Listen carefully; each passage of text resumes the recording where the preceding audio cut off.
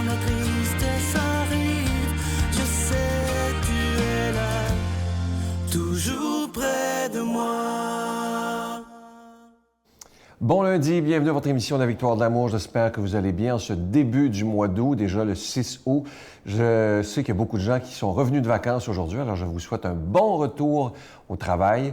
Et aujourd'hui, j'aimerais partager avec vous des beaux moments que j'ai passés en mai dernier. Si vous vous souvenez bien, on avait reçu pour la retraite le père Michel Marie de Paris et j'avais eu le privilège de passer une dizaine de jours avec lui. Ici, on a beaucoup travaillé. Il y a des belles surprises qui s'en viennent pour le mois de septembre. Et j'ai beaucoup parlé avec le père Michel Marie. Vous savez que c'est un amoureux de la Vierge Marie. Le père Michel, c'est incroyable comment il a une confiance infinie en Marie, notre mère. Et que ce soit dans l'auto, que ce soit en train de prendre un café, il m'a tellement bien parlé de Marie, comme d'une bonne maman, une maman qui s'inquiète pour ses enfants, une mère qui veut tellement le bien de chacun de ses enfants.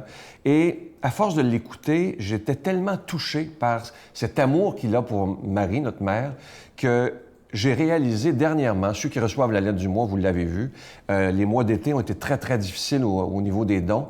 Et j'ai pris cette décision dans la prière. Ça s'est pas fait comme ça, là. Moi, je prends toujours des moments de silence, que ce soit dans mon auto, comme je vous dis souvent, ou peu importe, j'ai toujours des moments de silence dans la journée. Et j'ai eu cette certitude, pas un à peu près, une certitude.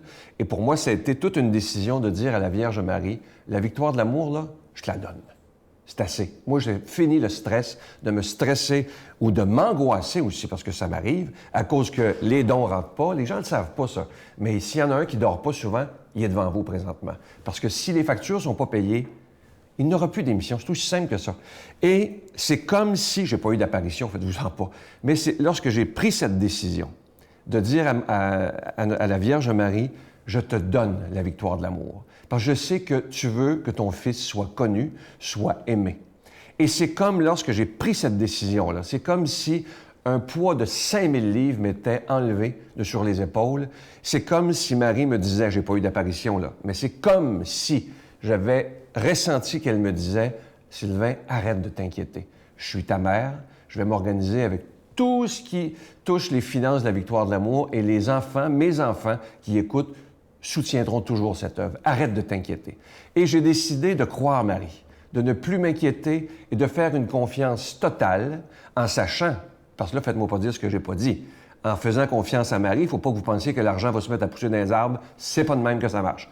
La providence passera toujours par les êtres humains qui écoutent présentement. Mais moi, je demande aujourd'hui avec vous, vous êtes des milliers de personnes ce matin, partout au Québec, au Canada, un peu partout dans le monde, à écouter cette émission.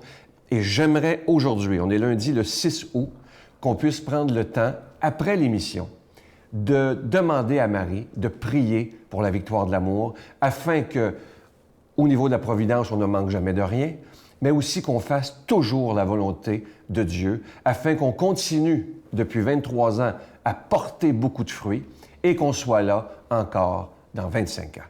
Et ça, j'ai aucun doute là-dessus.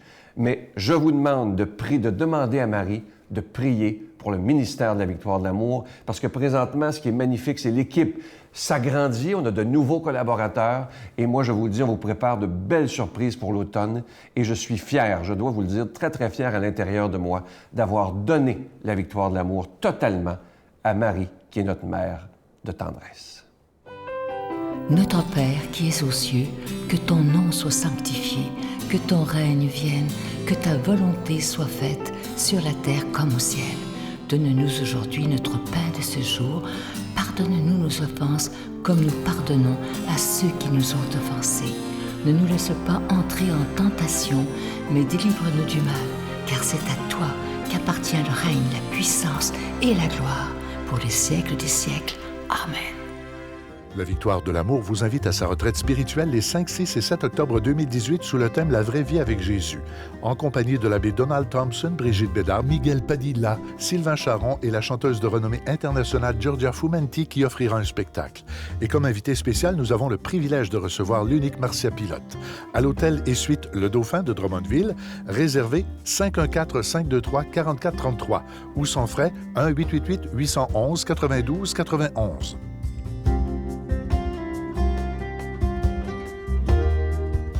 Je suis tellement content de vous parler de ce beau cadeau du mois d'août. Il s'agit d'une exclusivité de la Victoire de l'amour. Vous le voyez à l'écran présentement.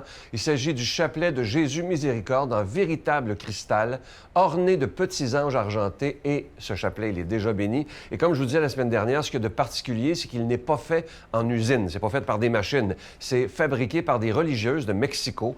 Et elles sont tellement contentes parce que, évidemment, que ça leur fait un peu de sous. Et ils sont capables, grâce à ça, d'aider des enfants à Mexico qui sont dans la pauvreté. Vous savez qu'il y a beaucoup de pauvreté au Mexique. Alors, et la supérieure nous a assuré que la communauté qui fabrique les chapelets, elle prie pour chaque personne qui recevra ce chapelet-là. Alors, je vous rappelle qu'il est déjà béni et surtout fabriqué dans la prière. C'est pas fabriqué en usine. Alors, je vous rappelle que c'est avec un don de 25 $ et si vous en voulez deux, avec un don de 40 $. Je vous donne l'adresse. La Victoire de l'amour, casier postal 120, succursale Boucherville à Boucherville, le J4B 5E6, je vous la redonne. La Victoire de l'amour, casier postal 120, succursale Boucherville à Boucherville, le J4B 5E6. Également par téléphone, par carte de crédit du lundi au jeudi de 8h à 17h dans le 514-523-4433, 523-4433 ou sans frais le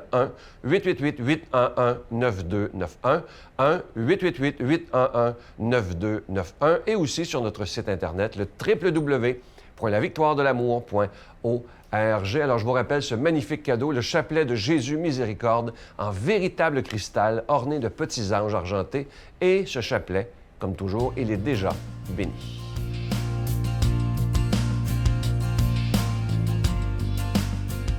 Mon Dieu, donnez-moi la sérénité d'accepter les choses que je ne peux changer, le courage de changer les choses que je peux et la sagesse d'en connaître la différence. Amen. Aujourd'hui, la parole de Dieu est proclamée par notre amie Brigitte.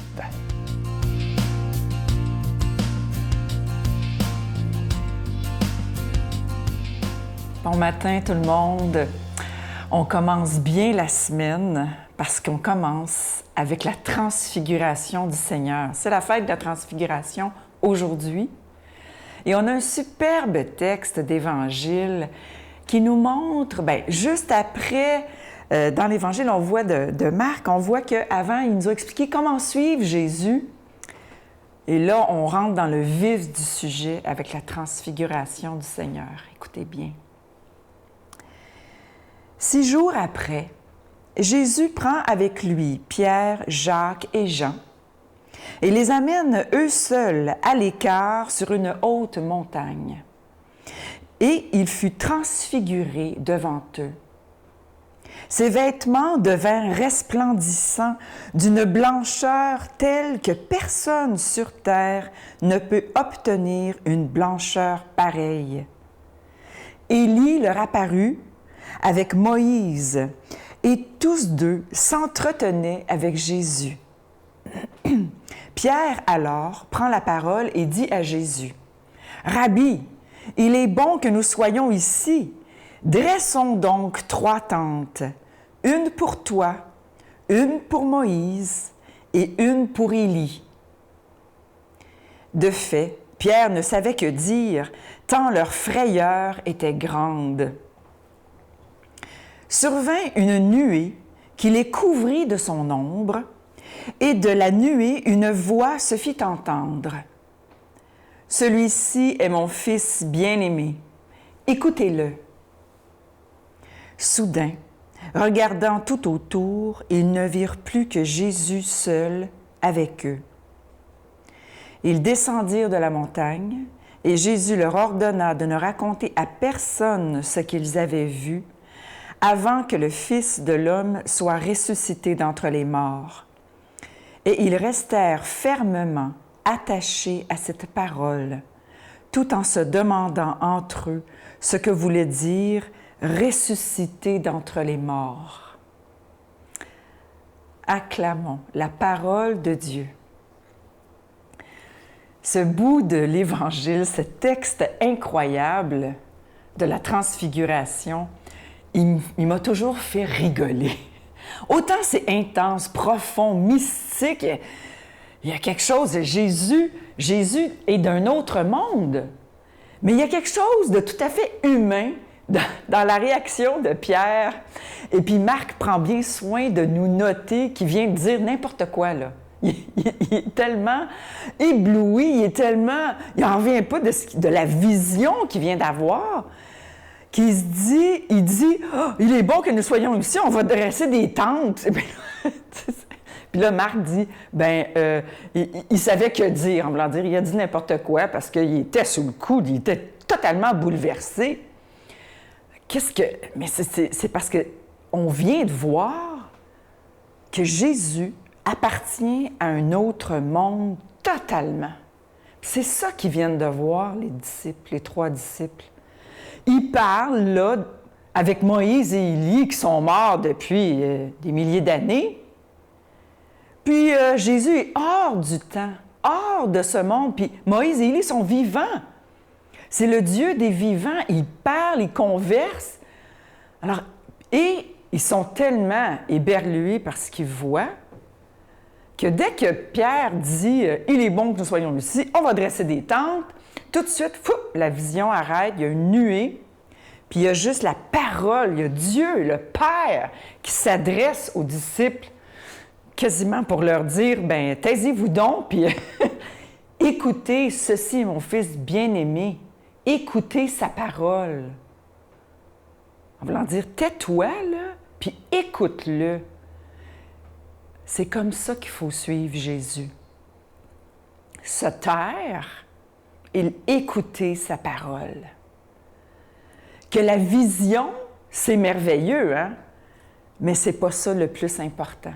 Le plus important, c'est d'écouter sa parole et de faire sa volonté. Et Dieu, le Père, révèle pour la première fois aux disciples que Jésus est son Fils.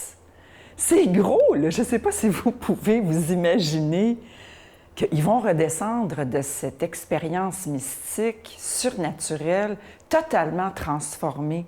Mais ils se demandent encore, mais qu'est-ce que ça veut dire ressusciter d'entre les morts?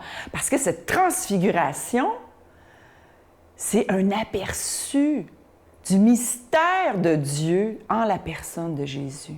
Ce n'est qu'un aperçu de ce qui va lui arriver et de ce qui va tous et toutes nous arriver un jour. Un jour, on sera plus blanc que le blanc qu'on ne peut même pas s'imaginer. On va ressusciter, nous aussi, d'entre les morts. Puis c'est ça que Jésus vient nous montrer. Et il a 3 témoins qui seront aussi les témoins de son agonie, les mêmes 3 qui seront les témoins de son agonie au jardin de Gethsémani à sa passion. Je demande au Seigneur de nous bénir, de nous envoyer son esprit pour qu'on saisisse toute la grandeur de cet amour. Au nom du Père, du Fils et du Saint-Esprit. Amen. Je vous salue Marie, pleine de grâce. Le Seigneur est avec vous.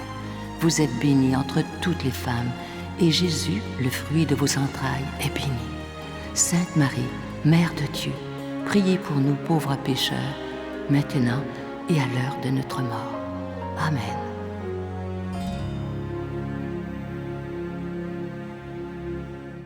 Comme à tous les lundis, je vous laisse avec cette belle pensée de Robert Jolicoeur.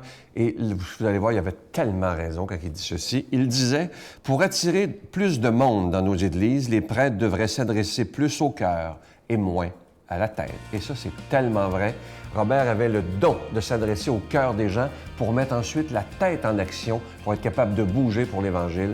Et je nous souhaite, à nous, la victoire de l'amour, de toujours s'adresser au cœur, parce que lorsque le cœur est convaincu, c'est pas long que la tête se met en action. Je vous souhaite une belle journée et je vous attends demain. Bye. Parce que là, j'ai passé des nuits entières à Paris, mais aussi à Monte-Carlo, où j'ai beaucoup travaillé. Et j'ai rencontré des êtres tout à fait sublimes. Et j'ai compris d'ailleurs la beauté de ces êtres, au-delà de ce que l'on peut penser d'eux, même si parfois les chemins ne semblaient pas très nobles.